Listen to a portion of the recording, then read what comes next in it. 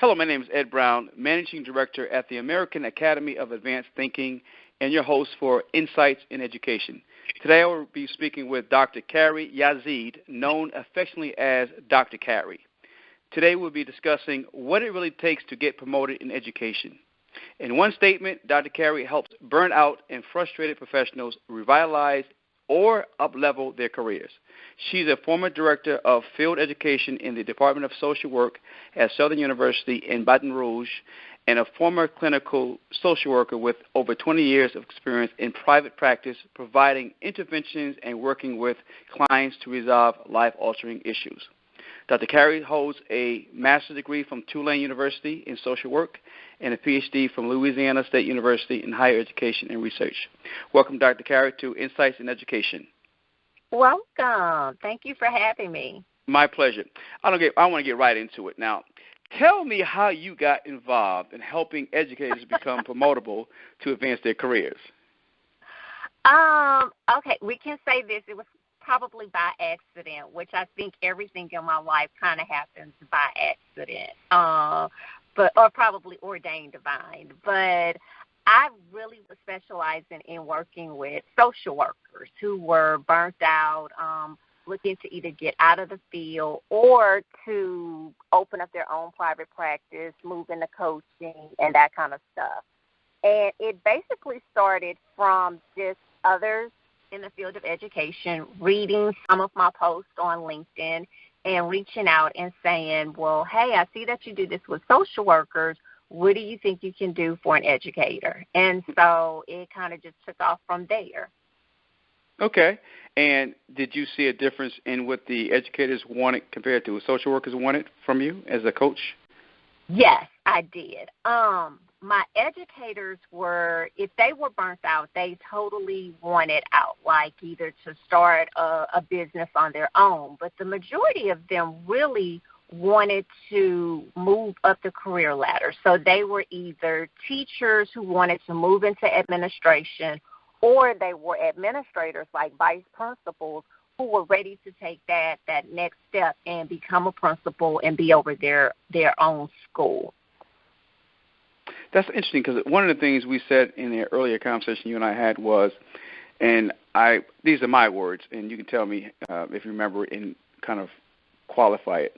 You said that oftentimes teachers get into the education profession and lose their way or lose their aspiration, lose something. What was that you were referring to when you say they lose their way? I think what happens is that it gets, now when it comes to education, it's not like it was when we were growing up, where the focus really was on a teacher coming in and educating. Mm-hmm. Now it's teachers going in and they are preparing students to take tests, and it's a lot of paperwork, and you're dealing with behavior problems. And so I think when teachers first go in, when they first graduated, they first entered a profession, I think, as with all of us, you have goals. Like you have career aspirations of in 5 years, I see myself being here. 10 years, I see myself being here. 20 years, I see myself being here.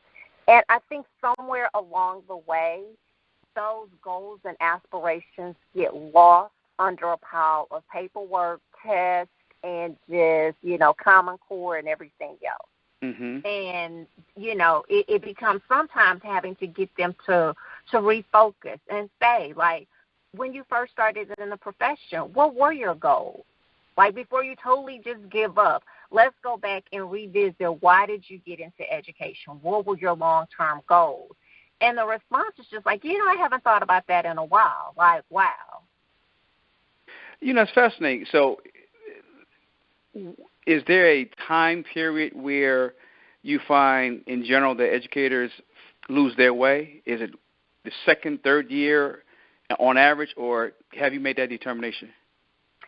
That determination I haven't made yet, but I think a big part of it plays in what kind of program did they come from. So if they actually majored in education in college, I think their time will be a little longer. They will hang in there longer. But you have a lot of teachers now who are going through certification programs and their program of study in college had nothing to do with education, nothing to do with human interaction, some of them.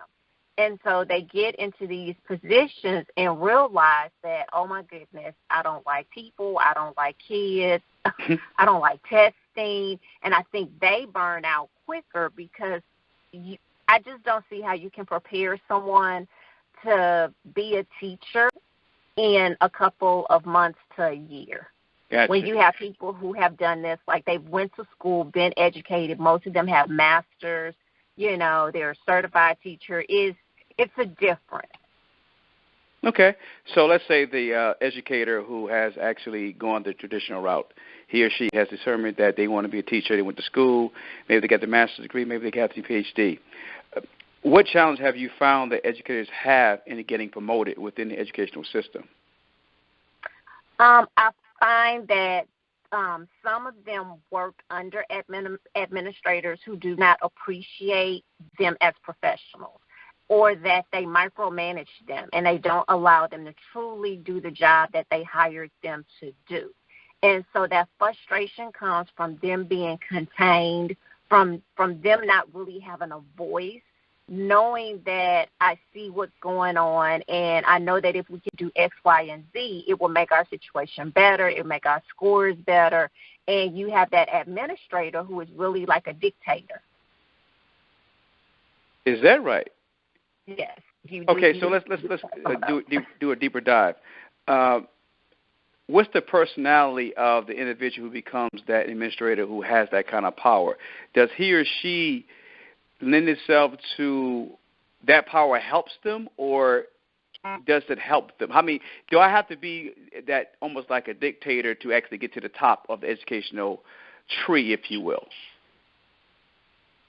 So are you saying that, like, to be the one that has the dictatorship personality? Right. That's a good way of saying it. I mean, if in fact we're talking about a shrinking violet compared to a despot, does a certain personality lend itself to rising to the top of the profession as opposed to someone who doesn't have that go-getter attitude or that I'll slay the dragon? Right. I think a big part of it is that you do have to have, and I think, you know, to be an educator, you've got to be outgoing. You cannot be an introvert and say you're going to work with 30 kids in a classroom, and sometimes that's 30 different kids every hour. Mm-hmm. So, but I think, again, it becomes some of them start to shrink within themselves. And when you look at those people who do rise to the top, a lot of it is because they are more outspoken, that they will have those leadership skills that can get them in the door. But then I think something happens, and then you have some people who really can't handle power, or they feel that they can do everything on their own, and they forget the whole concept of teamwork and system.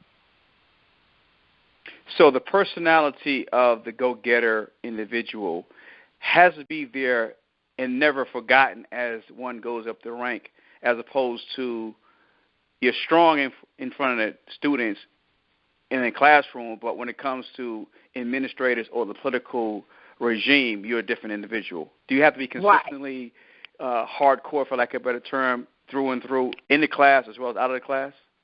Yes, you have to show that consistency in your personality, in your actions, in things that you propose to your principal. But the other thing is realizing that even if you do all of that and this individual still does not allow you to shine, still does not allow you to do your job, then maybe you are in the wrong school.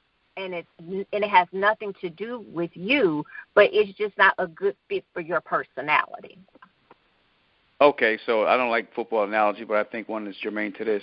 It sounds like if you are, I don't know, if you come out, you're a Heisman Trophy winner from college, you go to a team where people expect you to be the same kind of standout quarterback, and you go to a system, I'll say like the Patriots, New England Patriots, okay, and you bomb out. You it's like, wait a minute, I thought that person was good, but you go to another system, I'll say Green Bay Packers, and all of a sudden you go to the Super Bowl 3 times. So it's all about the system you find yourself in that determines how you will thrive and succeed?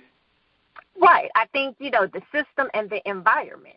And so a good leader, a good principal is going to have an environment where not only the students are thriving, but that his educators are thriving as well. Like when you walk into the school, you feel it. You feel the energy. Everybody's on board. It is like we are in this together.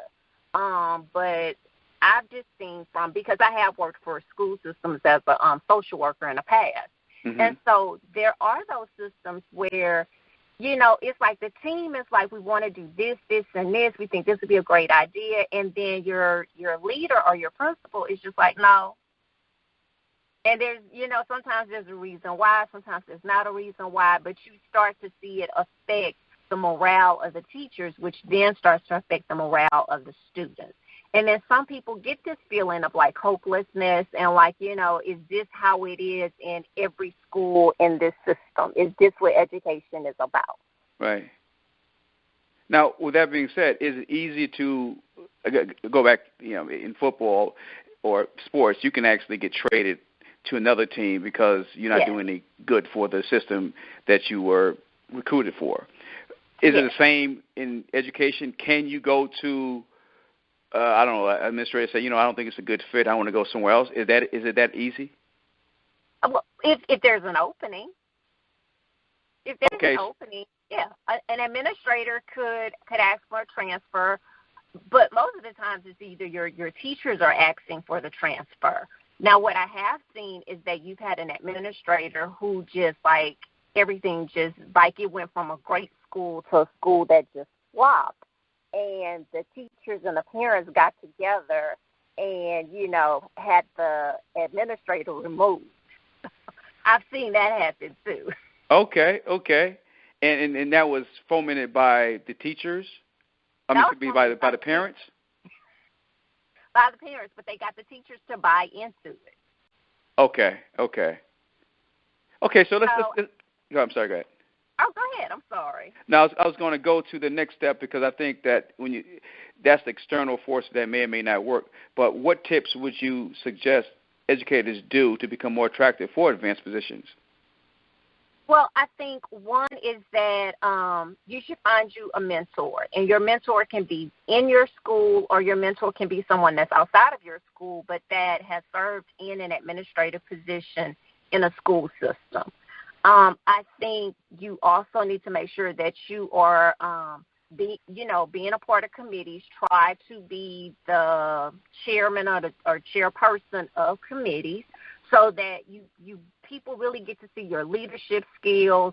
Whenever there's a leadership type position open at your school, try and you think it'll fit what it is that you're doing. Try and go for it. Because that gives you like that hands-on experience where you might not be a quote-unquote principal, but it still gives you the experience that when you go in for an interview, it's not like you have no experience whatsoever. Mm-hmm. And then I know like in certain school districts, like I live in Louisiana, so in order to move to be a principal, you have to have like a master's in leadership. So, to be a principal. So, find out what your system requires. If you're going to require extra educational courses, go ahead and enroll in those and get that out the way. Get the certificate that you need from the Department of Education. Like, make sure you're prepared on paper. Make sure you have all the experience that you need. That, when somebody looks at it, they're like, wow, like if we have to at least interview this person. Okay. So I get the part about the taking the self-initiative for leading opportunities at school. I get the opportunities for getting more credentialed. I want to go back to what you said about finding mentors. Now, one of the things about mentors I have found, even as a professional in my experiences, is that when you, 17, 18, up to 25, you can reach out to people because who doesn't want to help kids, right? Or young adults.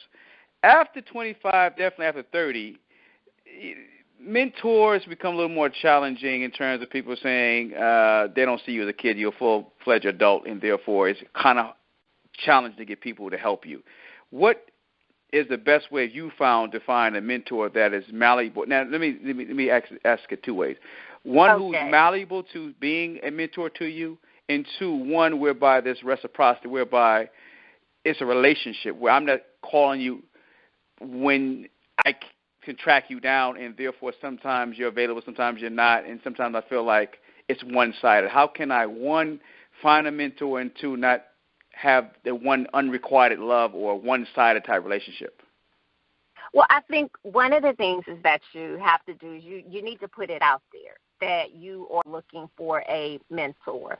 And you would actually be surprised. There are some people who don't mind, like, taking someone under their wing, especially if they, like, see potential in you, and maybe setting aside time, like, where you guys actually sit down, you talk, what's going on, you know, what are you doing to work towards your goals. You still have people out there.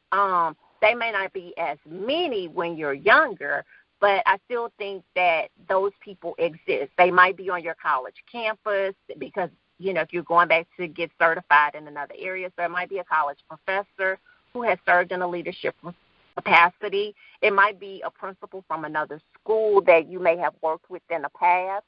So kind of going through your network and your Rolodex and seeing who are the people that you know and how have their careers progressed, and whose career do you think closely matches yours, like their path matches the path that you're taking. And, you know, reach out. And if they say no, my next step would be to ask them, well, do you know could you recommend someone? Mm-hmm. And usually people are happy to recommend someone that you can reach out to. And be honest and tell them what it is that you're looking for. You're not looking for the hit or miss, but you're actually looking for, like, maybe where you guys can sit down maybe once a month or once a week, talk about what's going on. Maybe they can help you with your professional plan, what it is you need to do, which direction you need to go in, that I wouldn't take that activity. That activity is not going to help you, but this opportunity might be a better opportunity. And is it easy on the guys you just described to find role models who actually will be, let's say, a friend, whereby they will reach out to you, or is it, because it just feels all the time is one-sided. Maybe I'm stressing it overly too much, but it seems like it's one-sided, whereby you're tracking the person down as opposed to some rest. So should you bring, what value can you bring? So maybe that's a better way of saying, what value can you bring so it's reciprocal, that so the person feels they getting some other deal as opposed to just training you? I mean, but when you look at how can this be reciprocal, there's also the thing that you guys can sit down and maybe collaborate on writing educational articles together. Maybe there are projects that you can help them with. So then it becomes like, okay, this is an even exchange. Right. I like that. And even when you consider a role model, should it be a person who, everything kind of works. The world works in ways by which power and strings have to be attached or influenced in ways that you can move forward. So if I choose a role model, should I choose, or at least take into consideration, a role model who has clout or power, whereby that person can make a phone call as they're nurturing me, but also place me where I want to go? Now that would be the ideal situation. That's called a power move. Yes, that's an ideal situation. That if you're going to get somebody, you're going to look for that person who they can make an impact from the work that they do with you, because then that means that they can speak on your behalf. So when they make that phone call, they can say, look, I've worked with this young man or this young lady. I've been their mentor. These are the projects that we've worked on together. And so that carries more weight. Okay, so it still seems that the individual has to be a go-getter, a person inclined to be self-initiated in ways that the shrinking violent would not be. It seems like they still are directing their own destiny, even though they're using people for mentorship or role models. They still actually are responsible for their own upward mobility. Yes, but that's all of us in life. Like that is, if that is your goal, then it becomes your responsibility to go out there and to get it. Like nobody's going to hand it to you. And I think we live in a society now that is so used to instant. Like we have social media, we have reality TV. And I think so sometimes our perception of what's really going on is not reality at all. And we forget the concept of putting in the work, making the connections, and that it might not take, it's not going to happen overnight. But if I do the work over time, I can get where I am trying to go. But I've got to do something. Nobody's going to just give it to me. Okay, I buy that. Now, I'm big in thought leadership because I think thought leadership and being a manager in your space before you even ask people for favors or direction. What role, if any, does becoming a thought leader have on educators becoming successful or moving up the hierarchy? I think it has a lot to do with it, that you can put yourself out there as the expert, that you are involved with maybe those non-traditional things that you are willing to advocate. But again, I coach people, and I will say, like, well, tell me what are some of the things that you've done, and they'll say, well, I really haven't done anything. And then, we'll go over interview questions, and they'll just, like, start breaking something down, and I'll say, like, you're a thought leader in that area. Right. Like, you have dimmed your own life. Like, you just taught me something totally new that I didn't know anything about. So sometimes I think people are thought leaders, but again, somewhere along the way, they lost their shine, they lost their motivation, and they stopped looking at their own resume.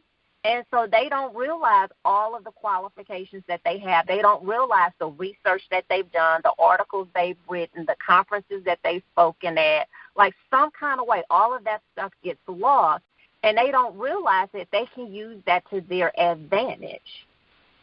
That's huge because I know when I look at LinkedIn contacts and connections, I'm always looking, I go right to after the summary, I go right to the publishing. What have they published? What have they actually created in videos or podcasts, books, what have you? And I find more times than not, here you are, educator. You've written papers in undergrad as well as grad school, and I don't see anything dealing with a problem that you solved or a perspective that you believe in that actually helps the educational process reform itself or move it forward. And I think there's a lost opportunity when you are on LinkedIn and you haven't, and like I said, it's a forum by 500 million people are looking at as users of LinkedIn and no body of work, no intellectual property. Right, exactly. And you have it. And so the majority of the clients that I've worked with have all had some type of research that they've done, articles they've written where they've been contributors to magazines. And I'm like, but I don't see that on your LinkedIn profile. Like, Is that on your resume? And they'll say, like, but that's no big deal. And I'm like, to you it might not be, but that is like the leg in the door, not your foot, your whole leg that's going to get you in the door, because now you are a thought leader. You can go in and have a conversation about this and blow people out the water. Right. And so, it kind of becomes like I'm their hype man. Like, I get you to start believing in yourself again. Right. So not only are you showing them how to be coachable as well as moving up the hierarchy, but you also are inspiring them and moving them to see the beauty and the greatness in themselves. Yes. And so, and the results have been, I think the results have even shocked me, especially with educators. Like I said, I worked in the school system as a school social worker. And even when I worked in that capacity, I would normally see more of the teachers than I did the students, like for counseling. Mm-hmm. And so it would be motivating them and, and them talking about their careers. And I was just like, I don't think I signed up for this. I think I signed up for the kids. Right. To realize that was a big issue, that they had nobody to talk to. There was no outlet. And that's where those feelings of burnout will come in. And so when I work with educators now, So I understand when they call, I understand their language. I understand their pain. I understand their frustrations because I've heard it before. Right. And so, it's like, okay, but you're looking at yourself through this lens. I need you to take off those glasses and put on these glasses. These are the superpower glasses. They're going to make you see yourself in a whole different way. And could you give or provide a case study where you helped an educator get promoted? Actually, I am working with an educator right now, and so we are on week 3. And so when the educator first called, and basically they saw my information on LinkedIn and was like, hey, I know this says like social workers, but would you be willing to give like an educator a try? I said, sure. And so once we talked, and they wanted to move up the ranks. So they were an assistant principal. They were ready. They felt that they were ready for their own school. And after we talked about all of their accomplishments, I agreed that it was time for him to have his own school. And so the first thing we did was we changed his LinkedIn summary because that was like, I'm not going to hire you. You sound boring. So redoing that to show all the qualities that he had, what his skill set was, also changing his LinkedIn profile picture because the picture that he had didn't say administrator. It said like a timid school teacher who is burned out. And so I was like, you got to have a power picture on there. And so got him a new outfit, changed that. And so once he made those 2 changes, he actually got 2 interviews. After every interview, we debrief. So we will sit down, talk about the interview, talk about what he felt were his strong points, what were his weak points, and we will work on his weak points. And so, again, going over his resume because it's really not a weak point. He has it. He's just not good at articulating it to others. Before his interviews, we also, talk about who he might be up to interview with. Has he done his research on the school, on the people who will be interviewing him? What are you wearing? The whole 9 yards. So it's usually an hour before he has the interview, and then after he does the interview, we'll get back on the phone and debrief about what actually happened. So in our 3 weeks, he has actually had 4 or 5 interviews for principal positions. And how's it looking in terms of him getting close to getting an offer, or at least well, he's looking like he's going to be having some choices, and he's going to be able to choose. Okay, that's a good position to be in. Yeah, and that's what we said. Whereas when he started, he had nobody. It was just, this is something I want to do. Wow. And so he's went from no interviews to now it's every week he has at least 2 interviews. Wow. Now, with that being said, have you ever had any pushback from educators on your recommendations? If so, what happened? I won't say from educators, no, because I think when you come in and you're saying that you're ready to work with the career coach or career strategist, that, one of the things I make sure of on my end is that you do have an open mind, that you are willing to think outside the box. So they might be are you sure? And I'll say, trust me.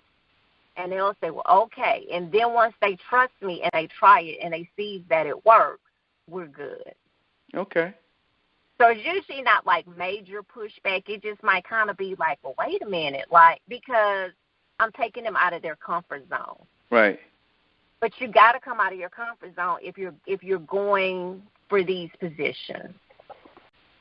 And that's a great point, because in some of the articles I've published on LinkedIn and some of the feedback I received, it's this, and I'm going to kind of be slightly contrary now, it's this sense of educators are seen, or education is seen as the last sacred cow. It's educators are so committed to being above the fray, above commerce, above market analysis, above commercialization, that is always for the good of the students and the good of the education as a whole, which I understand and I totally concur with. But Right. with that being said, what you've been saying for the last, I guess, half an hour or so is the need for educators to start marketing themselves like any other profession. I mean, pastors are marketing themselves. They have mega churches now doing well. Politicians market themselves. I mean, you name any societal bastion that was deep or visceral or beyond reproach or touching once upon a time. Everyone's into the game now, so educators seem to be somewhat skittish and not participating in the game or the marketplace, if you will. What would you say is a transformation you like to see? In fact, there is a transformation you can see when it comes to educators marketing themselves better. Well, I will say this, and this is a quote that I used in my book that's coming out on tomorrow, Wednesday. Okay. It's a book that I wrote on Worth Fighting for, the revitalization of social work programs at black colleges. Okay. And I think when we look at education across the board, there's this mindset of we will build it and they will come. Right. That doesn't happen. It used to happen because, where you built it and, okay, kids have schools to go to, we're moving teachers around, like, it worked back then. But now with the way that society works, technology works, you cannot fade to black and be in the background and expect to be noticed. Right. So you have got to market yourself. And I think a good quality of a quality that I would see in a good leader would be someone who understands the usage of social media, how it can help their school, how it can help to bring more like sponsors, but you can't be anti social media. You can't, and when I run into educators like that, it's just like, oh no, I don't have a Facebook page. Oh no, I don't use LinkedIn. And it's just like, and how long have you been working here? Oh, 30 years. Okay. Right. You don't want to go anywhere. If you want to move up, you have to realize that society has changed. You have to become accustomed to using the new tools that are out there. And it's not really so much about your resume. It's about, as you said, being that thought leader, putting yourself out there as a thought leader, letting people see who you are. This is a way for them to get to know you before you get to the interview. Perfect. They get to hear your voice on podcasts. They get to read your work. I mean, they get to see you live if you're doing Facebook Live or Periscope. So they're getting a way to really get a feel for who you are and then bring you in. As an educator also, I will say this. I first went into higher education not because I filled out an application or a resume, but it was because I was speaking at a conference on trauma and African American women. And after I finished with my workshop, it was actually the director of the program at Southern University in Baton Rouge who came up to me and she said that was phenomenal. And I was like, oh, well, thank you. And I didn't realize that 3 months later she would be calling me and saying, do you want a job and which classes do you want to teach? And I said, well, don't you have to fill out an application? And she said, we can do that later. Wow. I love it. And so if I had never put myself out there and said that I'm an expert in this area and that I can stand in front of a room of 100 people and command their attention for 3 hours, who would have known? Right. You got to see it in action. So you got to step outside of your box and you got to start utilizing all of these tools that we have right there that are free. They're free. Are there any last bits of advice or tidbits that you want to provide for educators who say, okay, I get it. I need to do more. I need to put myself out there. I need to become a thought leader. I need to market myself. I need to find a role model. I need to become a leader in certain opportunities at school. Is there any other final thought that you might give that little coup de grace? I would say, if this is something that you're passionate about, if this is something that you really, really want, go at it with all your heart. Get those cheerleaders, the people, you get a tribe that's going to support you, that's going to cheer you on, be it your spouse, your kids, your best friend, whoever, because you can't do it alone. You have to have that cheerleading team on the sidelines that's going to help you get through. But if you feel that that's not for you, that's okay too. But figure out what your purpose is. Figure out what your passion is, because you will go a long way once you really get that down pat. Because everybody's not meant to be an educator. Everybody's not meant to be an administrator. Some people, they went into education, and it's like, well, maybe I'm really meant to do workshops. I'm not meant to sit in a classroom all day. Mm-hmm. But I like this piece of educating. And so sometimes it's a process of figuring out what parts you like and what parts you don't like. But it shouldn't feel forced. It should be a natural progression. Wow. So, Dr. Carey, if other people want to hear more about what you have to offer in services, is there a better way or best way to get in contact with you? Well, they can always follow me on LinkedIn. I am on LinkedIn. And you can visit my website, which is drcareyyazeed.com. Okay, so give them your complete name on LinkedIn so they can find you. On LinkedIn, it's Carey Yazeed. CareyYazeed. Yes. Okay. I'm going to say it again. Carey, Carey, Yazeed, YAZEED on LinkedIn. Yes. Okay. Thank you, Dr. Carey, for being a guest. I just want to say, to become a future guest in an upcoming show, educators could contact me at ibarcriticalthinkingmethod.com. That's ibarcriticalthinkingmethod.com.